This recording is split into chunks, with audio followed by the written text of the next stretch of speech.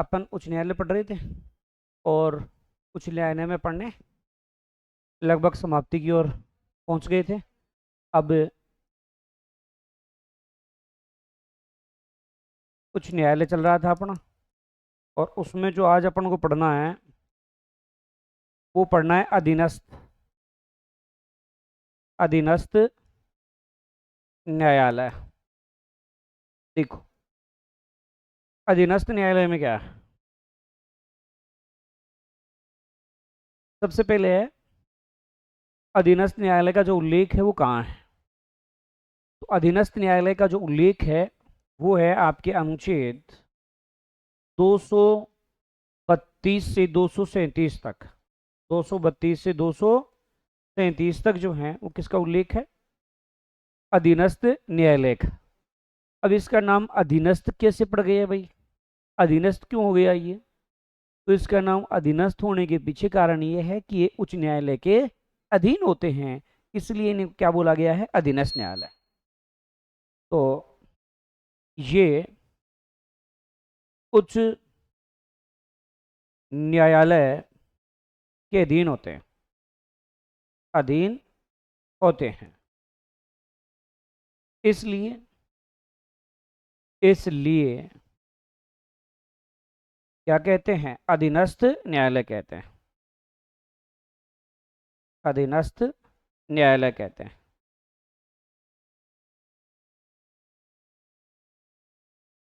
ठीक है, उच्च न्यायालय के अधीन होने की वजह से अपन ने क्या बोला, इनको अधीनस्थ न्यायालय बोला है। जैसे आपने सुना होगा जिला न्यायालय वगैरह होता ना, जैसे जिला न्यायालय आ गया। इसके अलावा आपको बोले मुंसिफ न्यायालय है। जैसे आपका अ, ये बोले कि श्रम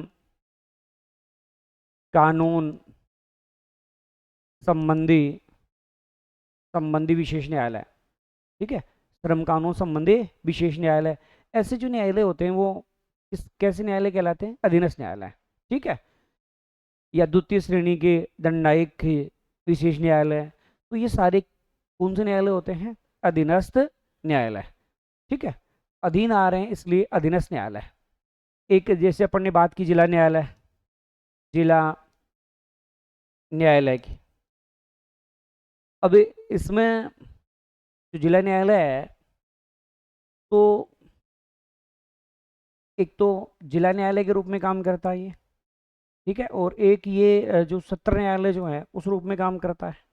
जब ये दीवानी मामले की सुनवाई करता है तो जिला न्यायालय है। और जब ये फौजदारी न्यायालय संबंधी, मतलब दो प्रकार के अपने केस होते हैं, दीवानी फौजदारी, से नाम सुना होगा। तो दीवानी के मामले में क्या होता है कि जैसे मानो कोई चोरी है, संपत्ति वाला मामला है, कोई प्रॉपर्टी संबंधी विवाद है, इस प्रकार के जो मामले हैं वो किस में आते हैं, दीवानी। फौजदारी में मारपीट वाले मामले, मर्डर वाले मामले हैं वो आते हैं। तो जब ये दीवानी मामले सुनता है तो जिला न्यायालय, और सत्र न्यायालय कब कहलाएगा, जब फौजदारी मामले सुनता हो। ठीक है, अरे ऐसा हो, चलो इस सत्र में तुम सभी क्या बनोगे, फौजी बनोगे। और हर जिले में दीवाना दीवानी तो मिल ही जाते हैं, क्लास में मिल जाते हैं, तो जिले में तो मिलेंगे ही मिलेंगे। तो हाँ, भले एक आगे आगे सीट पर बैठी रहेगी, पीछे पीछे बैठी पता नहीं कहाँ से कांटेक्ट हो जाता है। तो जिला न्यायालय जो है, ये मैं बोलता हूँ उसके पीछे कुछ ना कुछ कारण होता है। सत्यता पर आधारित ही वाक्य बोलता हूँ तो मुझे लगता है कि मजाक कर रहा है, ऐसा कुछ नहीं है। हाँ, वो ये है कि मजाक बता देता हूँ मैं। तो ठीक है, ऐसा नहीं करना, बिल्कुल माँ बाप की इज्जत रखनी है। सबसे बड़ी आपके माँ बाप की इज्जत है, उसको कम से कम ध्यान रख लिया करो, पढ़ने के लिए भेजा है। चलो, देखो जिला न्यायाधीश है, उसकी नियुक्ति कौन करता है। तो जिला न्यायाधीश की नियुक्ति तो नियुक्ति करता है आपका राज्यपाल। ठीक है, लेकिन ये सलाह लेता है।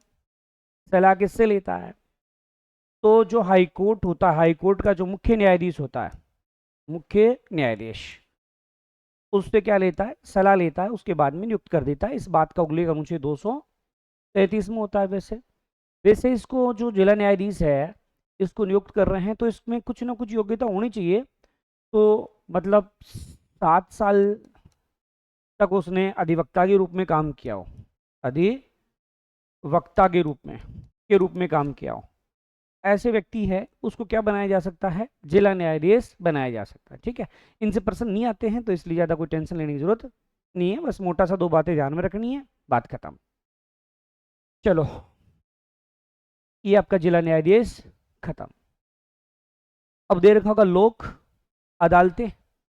देखो लोक अदालत क्या है, लोक अदालत, देखो लोक अदालत जो है वो क्या होती है, तो मतलब लोगों के लिए बनाई गई है, मतलब उनको जल्दी और सस्ता न्याय मिल सके, इसलिए जल्दी व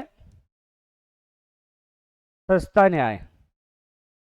सस्ता न्याय का मतलब समझ रहे हो, कम पैसों में न्याय मिल सके, तो वो ही क्या होती है, लोक अदालतें होती है। इसमें आपस में समझौता करवाया जाता है, आपस में क्या करवाते हैं, समझौता करवाते हैं, समझौता होता है, और समझौता दोनों पक्षों को मानना अनिवार्य है।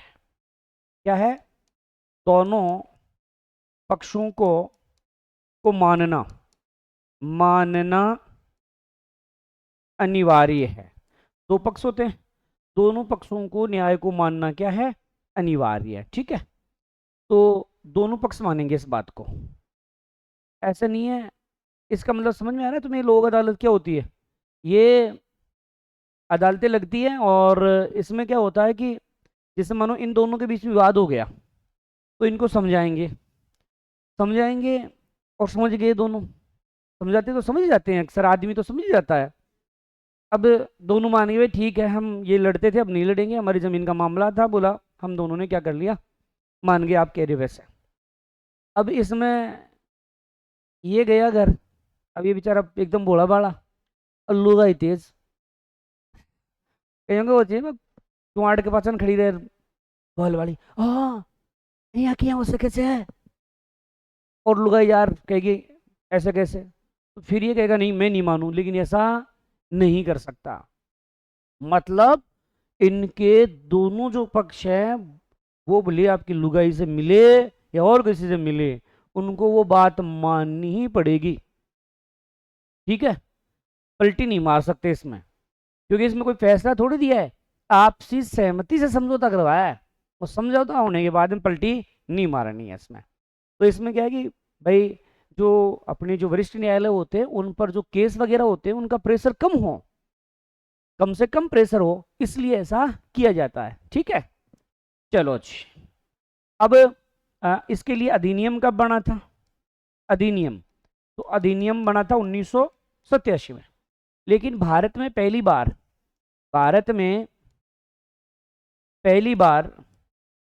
बार जो है स्थापित कहाँ हुई, पहली बार स्थापित, तो स्थापित जो है दिल्ली में हुई थी, और इसकी स्थापना तो 1985 में हो गई थी, 6 अक्टूबर को है वैसे, लेकिन 6 छोड़ो, आप तो इतना से याद रखो भारत में। और ये भी नहीं पूछेगा, आपको पूछेगा तो कोई राजस्थान वाला पूछ सकता है, वो भी पूछ सकता है, 1% संभावना भी नहीं है उसकी भी। तो भारत में पहली बार जो है आपके जो लोक अदालत स्थापित हुई वो कहाँ स्थापित हुई थी, दिल्ली में स्थापना हुई थी, है ना, और 1985 में। अब राजस्थान में, ये तो अपने भारत की बात कर दी, राजस्थान में, तो राजस्थान में प्रथम जो स्थापित हुई थी, राजस्थान में प्रथम लोक अदालत, तो ये लोक अदालत स्थापित हुई थी कोटा में। अगर आपसे पूछ ले सर्वाधिक तो ध्यान रखना सर्वाधिक भी कहाँ है, कोटा में, लेकिन पूछ ले स्थाई लोक अदालत, तो आप बताना उदयपुर में स्थायी लोक अदालत की स्थापना की गई थी। अच्छा, फिर देखो सती न्यायालय कहाँ स्थापित हुआ, तो सती न्यायालय अपने यहाँ जयपुर में स्थापित किया गया है। सती न्यायालय कहाँ स्थापित किया गया है, जयपुर में। अच्छा, उसके बाद देखिए अपने सती के बाद पारिवारिक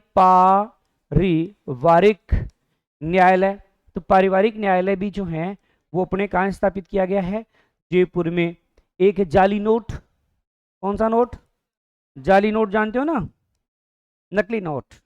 तो इसके लिए भी जो न्यायालय बनाया गया है वो कहाँ बनाया गया है? जयपुर में बनाया गया है। एक है सांप्रदायिक, सांप्रदायिक न्यायालय, तो ये जयपुर में भी है और टोंक में भी है।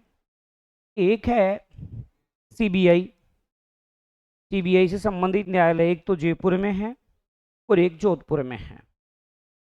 ठीक है, एक तो जयपुर में है और एक जोधपुर में है। यहाँ पर जो है क्या स्थापित किया गया है? सीबीआई जो है न्यायालय स्थापित किया गया है। ठीक है, तो ये इस प्रकार की बातें थी। ये बहुत कम होते हैं कि इनमें से कोई प्रश्न आता है। जो मुख्य प्रश्न थे वो कल तक मैं जहाँ तक पढ़ा चुका हूँ वहाँ से आते, कभी कभार आ जाए तो इसमें से आप बता देना। ठीक है, चलो अब तो लास्ट क्या बचा है? ग्राम न्यायालय। देखो, ग्राम न्यायालय नाम से पता चलता है कि ग्राम न्यायालय का मतलब गांव में जो न्यायालय स्थापित किए जा रहे हैं वही कौन से होते हैं? ग्राम न्यायालय होते हैं। देखो, ग्राम न्यायालय कैसे क्या है, तो ये पंचायत समिति स्तर पर स्थापित किए जाते हैं। किस पर? पंचायत समिति स्तर पर स्थापित किए जाते हैं।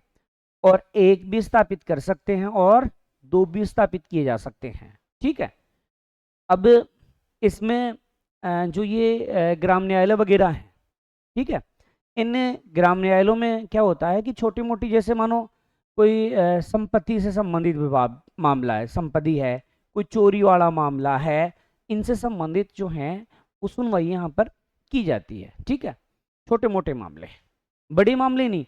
जैसे आपका ये जिला न्यायालय वगैरह है ना, ये इनको तो बड़े मतलब दिए गए हैं, क्योंकि दीवानी और फौजदारी जैसे अधिकार दिए गए।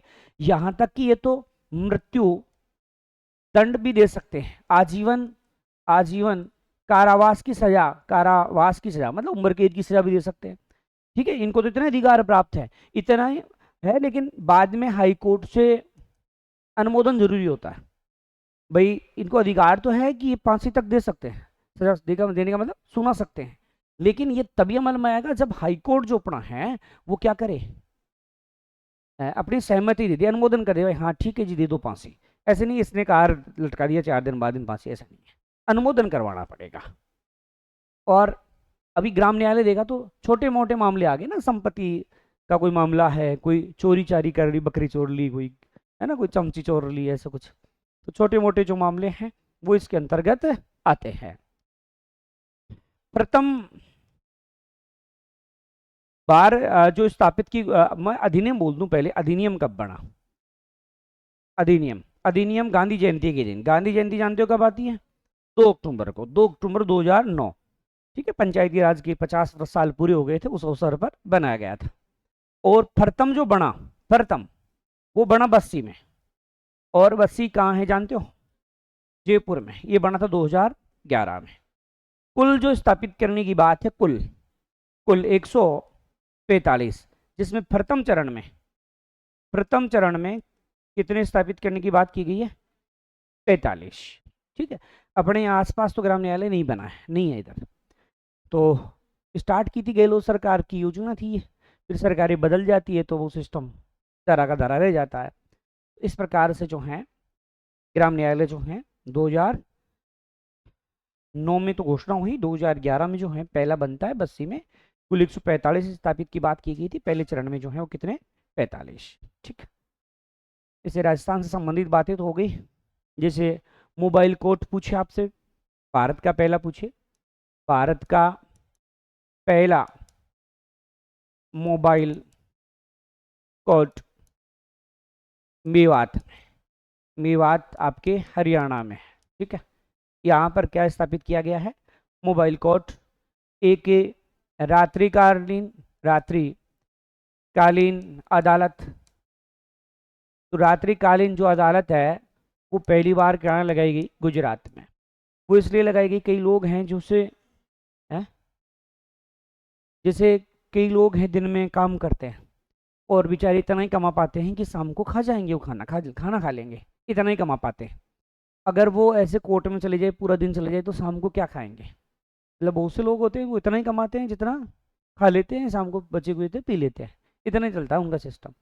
तो उनका भी तो विशेष ध्यान रखा गया है। मजाक नहीं है, आप देखना ये जो रोड के किनारे झुग्गी झोंपड़ियों से बना करके रहते हैं, इनका ये सिस्टम है।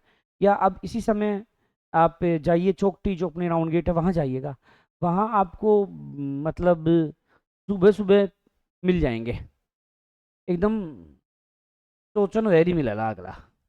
मतलब काम पर ही जा रहे हैं तो उससे पहले वो एक इतना सा आता है, वो डाल डूल के फिर जाते हैं, और आते समय फिर डाल लेते हैं। अपने राउंड गेट 2 दुकानें हैं, मैं खूब उधर नोटिस करता हूँ। इधर पिंटू की है, इधर दूध की है। पिंटू वाली पर भीड़ ज़्यादा है और दूध वाली पर कम है। दूध वाली 8 बजे बंद होती है, वो भी 8 बजे बंद होती है। दूध वाली बंद हो गई तो उसके बाद में शटर के नीचे से दूध नहीं मिलता। लेकिन बराबर वाली में लेट तक पता नहीं पूरी रात ही मिलता होगा, शटर के नीचे से भी मिलता रहता है। तो ये है।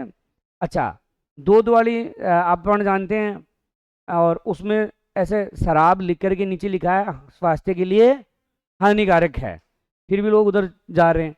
अरे अपन कोई कहते भाई कुआं है इधर, तो गिरोगे तो मरोगे, फिर भी अपन उधर ही जा रहे हैं। तो ये चीज़ है वहाँ, वहाँ दोनों मतलब बीच में है। अच्छा, उन दोनों के बीच में क्या है ये और देखो, हाँ धानी भूंग डालो। चकनाड़ो, वो सही बोल रहे है, बीच में चकनाड़ो ही है। उसमें वो सारे मिलते हैं, वो सही कह रहा है, क्योंकि वो मतलब दुकान इस हिसाब से बनी हुई है कि देख करके सारी सुविधाएं अगले को मिलती हैं। दूध पीने वाले को दूध मिलेगा और पीने वाले को पीना। ठीक है, ये कुछ नहीं था, आपका चैप्टर छोटा सा बच गया था कल। ठीक है, यहाँ से प्रश्न आते भी नहीं है। और अब जो पढ़ेंगे दूसरा, तो मैं एक बार चेंज कर लूँ इसको।